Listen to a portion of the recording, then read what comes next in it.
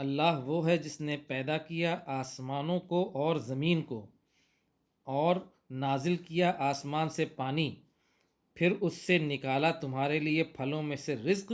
اور مسخر کیا تمہارے لیے کشتی تاکہ چلے سمندر میں اس کے حکم سے،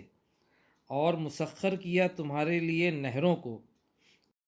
اور مسخر کیا تمہارے لیے سورج اور چاند لگاتار ایک کے بعد ایک،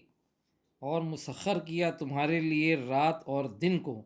اور عطا کیا تم کو ہر وہ جو تم نے اس سے مانگا، اور اگر تم شمار کرو اللہ کی نعمت تو اس کو شمار نہیں کر سکتے، بلا شبہ انسان ظالم بھی ہے اور ناشکرا بھی ہے۔